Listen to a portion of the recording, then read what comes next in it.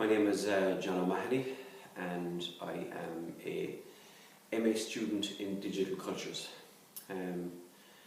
I spent about 2 days messing around trying to decide what format this video essay should take, whether I should use some software, use some graphics, even use illustrations or tap into some of the expertise downstairs in the examiner office, but I decided to use a format that I'm very uncomfortable with, which is basically me sitting here in front of a camera talking to you. In my day job, I'm the news editor with the Irish Examiner and spend most of my time on the other side of the camera, on the other side of the keyboard, recording other people, recording other events.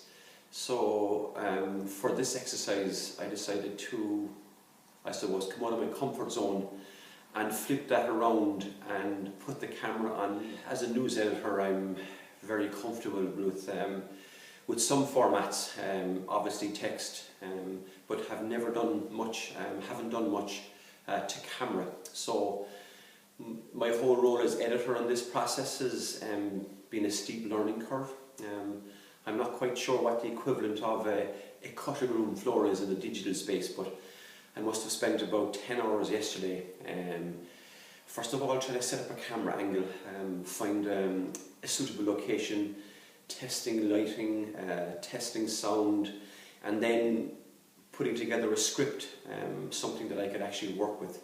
I must have taken 15 or 20 takes for this introduction period alone, so it's, as I say, getting used to the format is part of why I'm doing this, because I haven't done it before, and that's probably one of the main reasons why I chose to do the Digital Cultures courses too. I suppose pick up in areas that I haven't been good at, to use technology myself that I take for granted every day of the week in my day job, and to, in a way, find my public voice. I'm obviously very active in the background in the Examiner. I direct the news content of the paper. I decide on the news policy of the paper. I decide what journalists do. I decide where stories go. I decide where the focus should actually be. But this time around, that focus is on me, and that makes me slightly uncomfortable. And that's kind of part of the process, and that's part of the reason why I'm involved in this course and was interested in this course. My dissertation subject this year is "Can Twitter Get You Elected?", which looks at the role that social media will play in the forthcoming general election. It'll be a very interesting election this time, and many people are already kind of dubbing it Ireland's first social election. There are no clear favourites, there are no clear candidates, and parties, candidates and independent candidates in particular, will do everything they can to get an advantage, to get their message out there. Experts estimate that as many as 30 independent candidates will actually make up the 166 members of the next Dáil, which I suppose puts a huge emphasis on how they're going to get their message out there. They're going to have to find a way to make themselves heard in a very crowded market, a market that would be dominated by the main political parties, and to find a way of getting exposure when the mainstream television and print media will focus very much on the main parties and the main policies. So social media will play a very important part in helping them find a platform.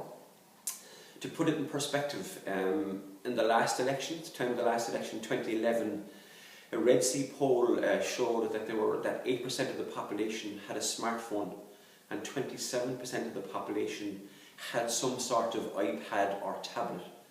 At the end of last year, 64% of people owned a smartphone, and 82% of people had an iPad or a portable device. So you can see where the focus is going to be, you can see where the focus is going to shift, and you can see how parties and politicians will try to take advantage of that, will try to kind of tap into the whole digital space and use that medium to their advantage. This challenge for me during my research will not so much be the gathering of tweets, which is the easy part, but it's the analysing of the vast amount of data that will be available and that I hope to collect. To help me with that, I'm going to collaborate with the Centre for Social Media Analysis at the University of Sussex, an independent university who did a lot of work during the last election in Britain, and I rang them up and asked them would they be interested in getting involved in the next general election, and they were very excited because they actually haven't worked outside of England before, so it'll very much be a learning process for them as well. During the British election, they developed some in-house software to allow them make sense of the vast amounts of tweets that they gathered during the month-long campaign. They developed software using natural language processing, which taught machines how to recognise and read tweets and sort them into different groups and categories. And using the natural language processing, they were able to develop algorithms to again help them make sense of Twitter. So they could actually identify if Twitter was talking about a specific candidate, if Twitter was talking about a specific topic, if it was talking about a specific name or event. The collaboration with the University of Sussex will very much be a two-way street. As I mentioned, they have no experience working outside of Britain and have no experience of the political situation in Ireland, so I will help them develop the algorithms, helping them with key names, key addresses, locations, the names of parties, and also I will draw up the full list of candidates, so obviously that will be fed into their database. I also need to get a look at and will learn for myself how to put together algorithms, how data is gathered and analysed, and then how outputs are measured. So that whole methodology is very important because for my dissertation to stand up, that whole process will have to be visible. I also plan to make use of all the raw data that's produced during this month-long campaign. I'm not quite sure what format that will actually be in or how visible it will actually be, but certainly it will be of use to somebody, so I hope to make that available.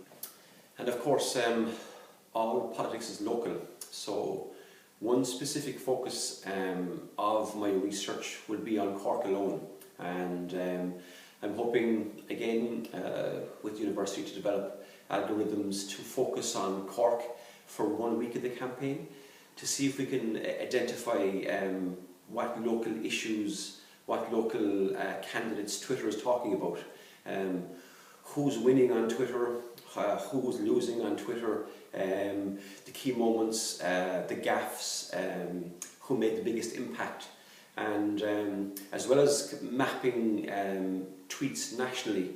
I also be able to I'm also hoping to be able to draw up some geographical maps of Cork City and County, so you can compare parts of the city that were more active. Was Douglas more active than Ballincollig? Was Ballyvolane more active than Blackrock? The same-sex referendum brought home to a lot of people, in particular a lot of political parties, was the power and potential and the impact social media can actually have. It was the first time in this country where the power was returned to the people, and it was they themselves who built the momentum to force political parties to change. A classic example of that was the Get the Boat to Vote campaign, which started in Britain and started across Twitter and then spread to Facebook. And on the back of that, 25,000 young people signed up for the first time. They registered for the first time to vote. So that potential is there. The difficulty this time around, and with all elections, is that people are disinterested. People don't trust politicians. People don't trust politics. But I think there's potential there again for a sea change this time around, but a sea change that's not driven by the parties themselves, but by people, because they will be very active on social media, and they will play their part. So the challenge for me in terms of my dissertation would be to not only gauge and monitor Twitter during the whole campaign, but to be able to accurately capture that information, then parse and analyse it in a tangible way that is both open and stands up to scrutiny, and then to use that information to help me produce not only a digital artefact, but also that will form the basis of my dissertation.